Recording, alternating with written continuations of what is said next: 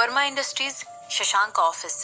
सिमरन ने अपनी चेयर में पीछे टेक लगाते हुए अपने नाखूनों की तरफ देखते हुए अपना सर शशांक की तरफ घुमाया और कहने लगी, उसे मारो मत, वो मरना डिजर्व नहीं करती है। ऐसा कहते हुए वो सोच रही थी कि आखिर उस आदमी के साथ ऐसा क्या हुआ था जिसकी वजह से ये इतना ज्यादा कोल्ड हार्टेड बन गया था। ठीक है, ऐसा कहते हुए शशांक अपनी सीट पर शिफ्ट हो गया और आगे कहने लगा, तुम्हें पता है ना, जो कोई भी तुम्हें नुकसान पहुंचाने की कोशिश करता है, मुझसे वो इंसान बर्दाश्त नहीं होता है। वो मेरी दुश्मन नहीं है। सिमरन ने अपने लेफ्ट हैंड की हथेली पर अपना चिन रख दिया और इस समय भी वो सिर्फ और सिर्फ शशांक की तरफ देख रही थी। उसने तुरंत शशांक से पूछा, अच्छा मुझे ये बताओ, क्या तुमने अंकिता को मार दिया? शशांक ने सिमरन की बात का जवाब देते हुए कहा, नहीं, मैं उस टाइप का आदमी नहीं हूं जो कि किसी को इतनी आसानी से मार दे, मगर हाँ, मैंने उसे सजा जरूर दी है। इसके बाद सिमरन ने उससे पूछा, और उसके भाई रिंकू का क्या? उसे अच्छी तरह पता था कि अंकिता ने जो कुछ भी किया है उसके बाद वो सजा से बच नहीं सकती है, लेकिन अंकिता के किए की सजा रिंकू को नहीं मिली थी। इस बात से उसका कोई लेना देना ही नहीं था। शशांक ने सिमरन को सब सच बता दिया। आखिरकार शशांक अंकिता को सिमरन को मारने की कोशिश करने के लिए कभी भी नहीं छोड़ता और ना ही कभी माफ करता। जो कोई भी सिमरन पर उंगली उठाने की कोशिश करेगा, उससे उसकी कीमत चुकानी पड़ेगी। आंख के बदले आंख और दांत के बदले दांत। शशांक की बात सुनकर सिमरन ने हाँ में सिर हिलाया और अपनी घड़ी चेक की। अपना पेपर वर्क कंप्लीट करने के लिए सिमरन थोड़ा सा लेट हो गई थी। सच तो ये था कि वो शशांक के ऑफिस लंच के बाद इसीलिए आई थी ताकि वो अपने काम के बारे में उससे डिस्कशन करके डिसीजन ले सके। मगर फिर शशांक उसे बताने लग गया कि आखिर आज उसके साथ पूरे दिन क्या हुआ। इसके बाद उसने अचानक से सिमरन के हाथ पकड़े और उसकी अटेंशन लेते हुए कहने लगा, सिमरन। सिमरन ने जवाब में कहा, फिर वो कहने लगा, क्या तुम मुझसे डरती हो? और ऐसा कहते हुए शशांक ने उसके हाथों को थोड़ा सा दबाया। इसे सुनकर वो कहने लगी, भला मैं तुमसे क्यों डरूंगी? जवाब में उसने अपनी आईब्रोज उठाते हुए उससे सवाल कर लिया। सिमरन को मानना पड़ेगा कि जो कुछ भी शशांक ने किया था वो थोड़ा क्रूर तो था, लेकिन वो बस सिमरन को प्रोटेक्ट करने की कोशिश कर रहा था। इसके अलावा अगर पद्मनी को इतनी आसानी से छोड़ दिया जाता तो क्या वो सिमरन के खिलाफ साजिश करने की दोबारा हिम्मत नहीं करती? Thank you. शशांक ने झुककर सिमरन को उसके फोरहेड पर किस किया। शशांक ने ऑलरेडी पद्मनी को अपने बचाव का एक चांस दे दिया था। अगर वो अभी भी इससे कुछ सीख नहीं पाई तो शशांक को और ज्यादा क्रूर बनने के लिए कोई भी जिम्मेदार नहीं ठहरा सकता था। वो एक बार पहले भी सिमरन को खो चुका था, इसीलिए अब आगे से वो अपनी पूरी जान लगाकर बस सब कुछ करने के लिए तैयार था जिससे सिमरन उसके पास रह सके। जैसे ही सिमरन ने देखा कि उसकी बातों की वजह से शशांक के अंदर वापस से जोश आ गया है और वो अपनी डेस्क पर वापस से बैठने जा रहा है, सिमरन के होठों पर एक छोटी सी मुस्कान आ गई। उसे समझ आ गया था कि शशांक ने उससे ये सब कुछ इसलिए कहा है क्योंकि वो उससे कुछ भी छुपाना नहीं चाहता था। इस तरह उसने भी पूरी सच्चाई के साथ कपूर इंडस्ट्रीज को लेकर अपने प्लान्स उसे बता दिए थे। ऐसा लग रहा था जैसे कि ये दोनों के बीच एक सच्ची पार्टनरशिप की शुरुआत थी। ऐसा नहीं था कि उसे ऑनेस्ट होने से कोई प्रॉब्लम थी, बल्कि उसे तो अच्छा लग रहा था कि वो दोनों एक दूसरे के साथ ऑनेस्ट थे और ऐसे ही रहने वाले थे। सिमरन के चेहरे पर एक कांस्टेंट स्माइल थी और उसने शेफाली की तरफ देखकर उसे अपने और पास आने के लिए कहा ताकि वो उसे कुछ इंस्ट्रक्शंस दे सके। कल मॉल के शेयर होल्डर्स के लिए एक क्वार्टरली मीटिंग होने वाली थी। उसे यकीन था कि तुषार और हेमंत उसके खिलाफ जरूर कोई ना कोई बड़ी चाल चलेंगे। शेफाली ने तुरंत सिमरन के हाथ में कुछ फोल्डर्स पकड़ाते हुए कहा, मैम, ये कुछ फाइल्स हैं जिन पर आपके सिग्नेचर चाहिए। इसके अलावा मिस्टर फरहान ने कॉल करके आपको याद दिलाने के लिए कहा था कि अगले फ्राइडे फैशन वीक है और नेक्स्ट मंडे हमारी गिल ग्रुप ऑफ इंडस्ट्रीज के बोर्ड ऑफ डायरेक्टर्स के साथ लंदन में क्वार्टरली मीटिंग है। क्या मैं हम दोनों की फ्लाइट के लिए अरेंजमेंट करवा दूं? बिल्कुल, गो अहेड। सिमरन ने शेफाली की बात का जवाब देते हुए कहा। इसके बाद वो अपने आईब्रोज पर मसाज करने लगी। गिल ग्रुप ऑफ इंडस्ट्रीज के बोर्ड ऑफ डायरेक्टर्स के साथ इस क्वार्टरली मीटिंग का एजेंडा बहुत पहले से ही सेट कर दिया गया था। इस एजेंडा के मेन आइटम्स थे उनकी सब्सिडियरी कंपनी का परफॉर्मेंस रिपोर्ट, जो कि मैनेजिंग डायरेक्टर्स के थ्रू प्रेजेंट की जानी थी। मगर सिमरन ने इस एजेंडा में एक और आइटम जोड़ने की सोची। और वो था इस नए एक्वायर किए हुए मॉल की प्रोग्रेस के बारे में उन लोगों को एक अपडेट देना। इसके अलावा वो कुछ नए अपॉइंटमेंट्स भी अनाउंस करने वाली थी। वो इस मीटिंग को अटेंड करना मिस नहीं कर सकती थी। मैंने ऑलरेडी मिस्टर विजय को हमारे नए एक्वायर किए गए मॉल का इंचार्ज बना दिया है। अब वही उसके रिगार्डिंग सारी चीजें मैनेज करने वाली है। मैं उनको ऑपरेशंस मैनेजर के तौर पर सपोर्ट करने वाली हूँ और वो इस नए मॉल की सारी दूसरी ब्रांचेस भी संभालने वाली है। जैसे ही गिल ग्रुप ऑफ इंडस्ट्रीज की क्वार्टरली मीटिंग खत्म हो जाती है, इन लोगों के नए अपॉइंटमेंट सबके सामने अनाउंस कर दिए जाने चाहिए। सिमरन ने अपनी सेक्रेटरी को इंस्ट्रक्ट करते हुए कहा। इसके जवाब में उसके सेक्रेटरी कहने लगी, समझ गई मैम। इसके बाद सिमरन ने पूछा, और कुछ? इसके जवाब में शेफाली ने कहा, मिस्टर हेमंत ने आपके साथ एक मीटिंग शेड्यूल करने के लिए कहा है। सिमरन ने जवाब में पूछा, क्या उन्होंने बताया कि क्यों? तो शेफाली ने कहा कि उसने कुछ भी नहीं बताया है। इस पर सिमरन ने जवाब दिया, तो फिर इसे रिजेक्ट कर दो। ये तो एक सिंपल मैटर है। अगर आगे भी किसी मीटिंग का कोई पर्पस नहीं बताया जाता है तो इस मीटिंग की रिक्वेस्ट को स्ट्रेट अवे रिजेक्ट कर देना, खास करके ऐसे इनसिग्निफिकेंट लोगों को जैसे कि हेमंत। शेफाली ने जवाब देते हुए कहा, माफी चाहती हूँ मैम। इसके बाद वो शेफाली से कहने लगी, क्या हमारे जो भी लोग लंदन से आने वाले थे वो आज ही आने वाले हैं? शेफाली ने हाँ में सिर हिलाते हुए सिमरन को बताया। उसका जवाब सुनकर सिमरन कहने लगी, तो फिर इस बात का ध्यान रखना कि उनके अकोमोडेशंस जल्द से जल्द फाइनलाइज हो जाने चाहिए और उन सभी को जल्द से जल्द काम पर लगा दो। उनसे कहना कि वो शशांक इंडस्ट्रीज और मिस्टर कपूर के बाद अगले बड़े शेयर होल्डर से शुरुआत करें। सिमरन की बात सुनकर शेफाली ने इस बात पर भी हाँ में सिर हिला दिया। इसके बाद सिमरन की तरफ से शेफाली के लिए कोई इंस्ट्रक्शंस नहीं थी, इसीलिए वो वापस से अपने छोटे से डेस्क पर अपना काम रिज्यूम करने के लिए आ गई। सिमरन की आंखें कपूर इंडस्ट्रीज को अपने कब्जे में करने के लिए टिक गई थी और शेफाली उसके बगल में खड़ी होकर उसे पूरा सपोर्ट करने वाली थी। जब से उसे सिमरन के बचपन के बारे में दादी माँ से पता चला था, उसने कपूर खानदान के बारे में अपने दिमाग में एक बैड इंप्रेशन बना लिया था। वो उस दिन का इंतजार नहीं कर पा रही थी जब सिमरन अपने इरादों में कामयाब होने वाली थी। वो अच्छी तरह जानती थी कि अब वो दिन दूर नहीं है। इस समय शेफाली की आंखों में खतरनाक सपने की चमक दिखाई दे रही थी और मन ही मन कहने लगी, कपूर इंडस्ट्रीज, तुम्हें अपनी सजा बहुत जल्द मिलने वाली है।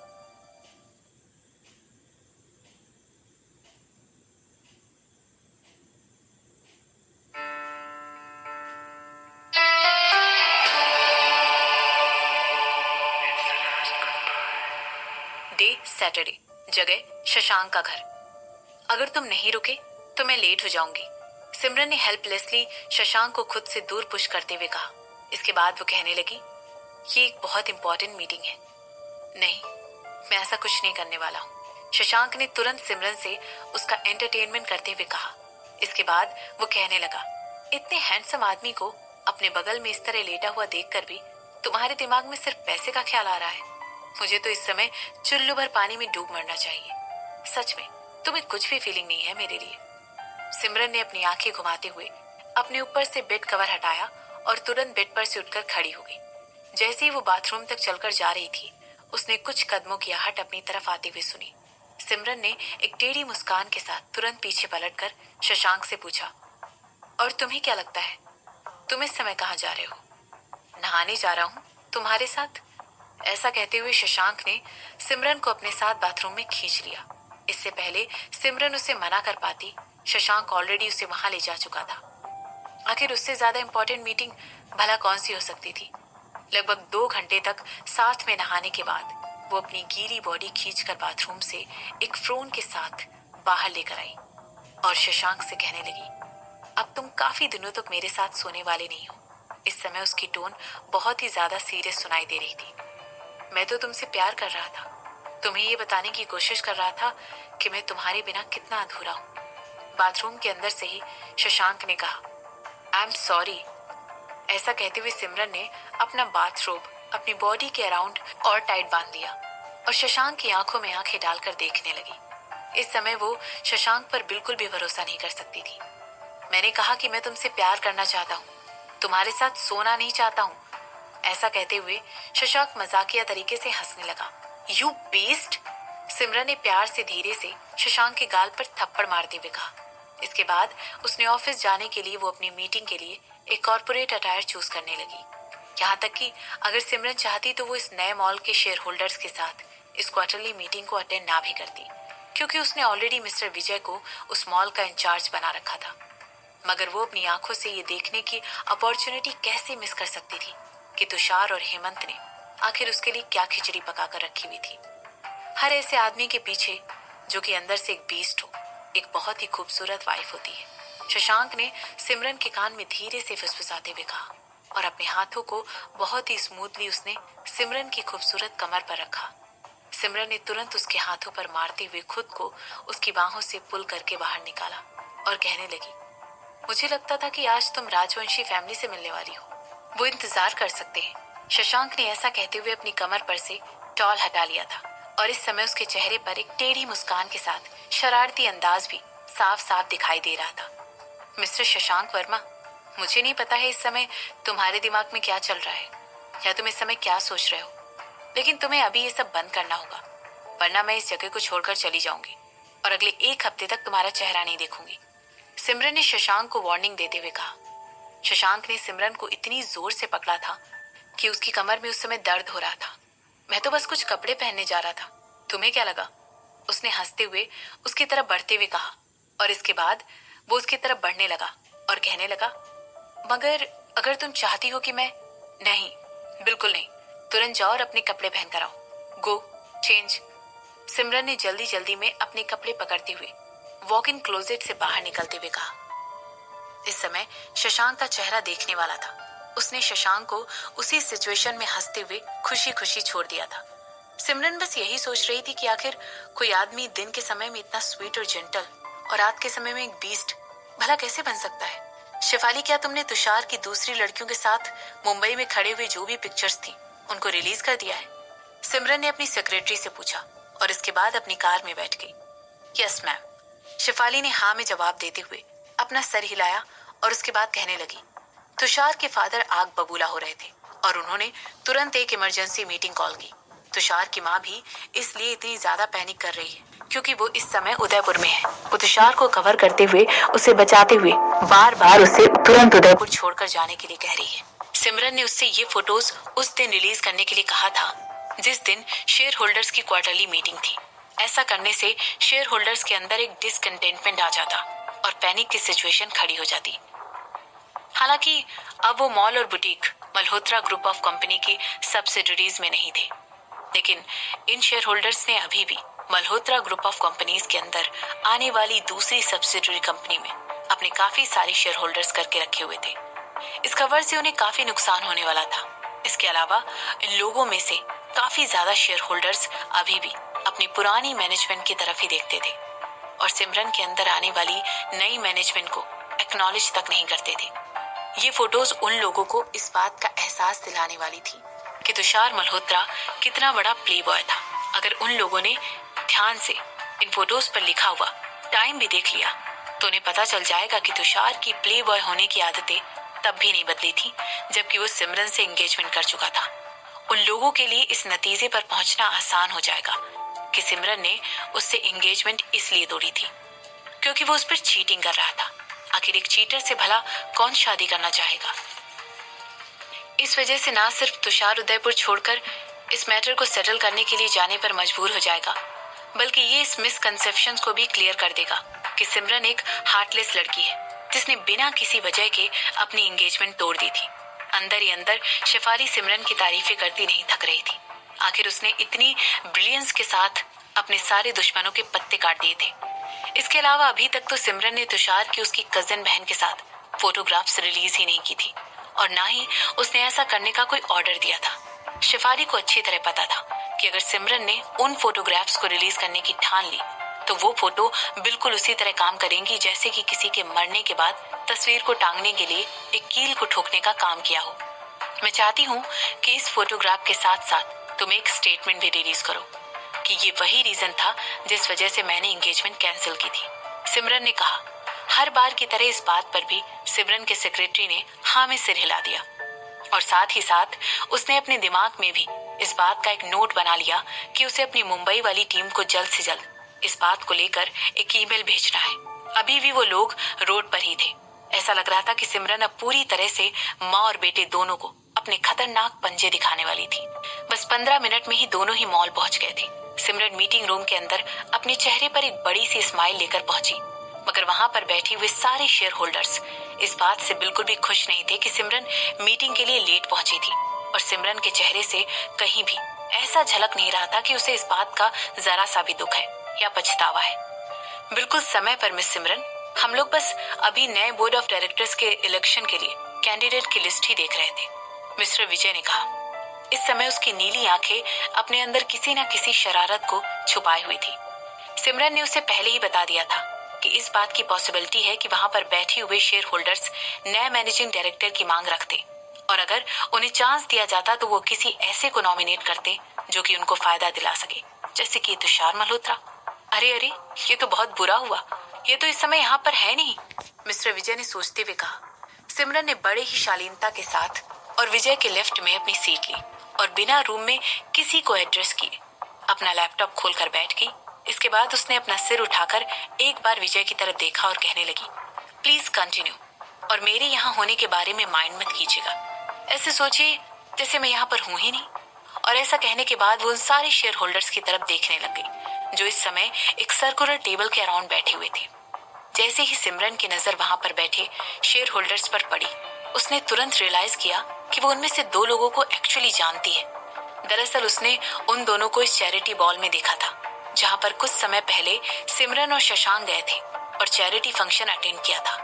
घर छोड़ने से पहले शशांक ने सिमरन को दिलासा दिलाया था उसकी आज की मीटिंग में कोई भी प्रॉब्लम्स नहीं होगी, और ऐसा कहते हुए वो बहुत ज्यादा कॉन्फिडेंट लग रहा था। मगर उस समय सिमरन को नहीं पता था कि उसके कहने का क्या मतलब था, इसीलिए उसने इस बारे में ज्यादा नहीं सोचा। उन दोनों शेयर होल्डर्स के चेहरे पर भी वही सेम चौंकाने वाला एक्सप्रेशन था। जब उन्होंने अपनी सामने सिमरन को बैठे हुए देखा तो उन दोनों ने ही एक झटके में सिमरन को पहचान लिया।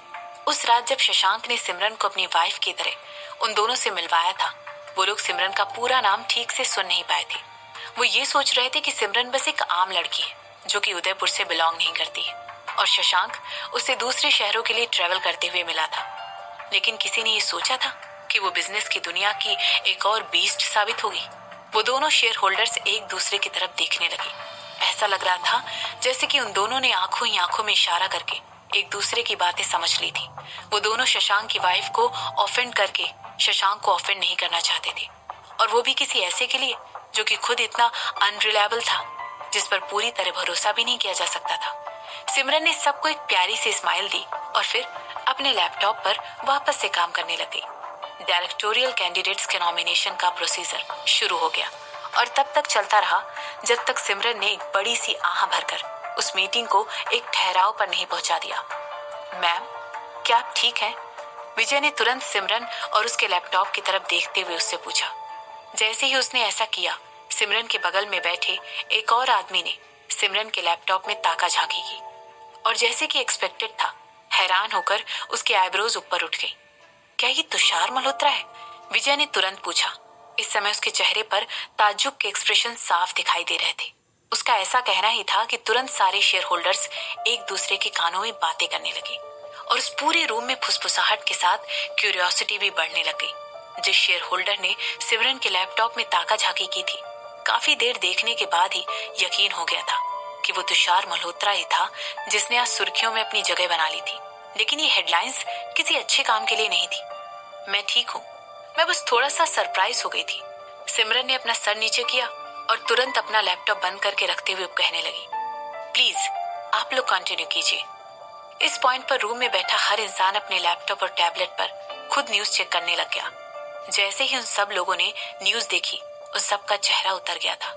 तो क्या यही वजह थी कि तुषार उन लोगों को बिना कुछ बताए जल्दी जल्दी में वो शहर छोड़कर चला गया था?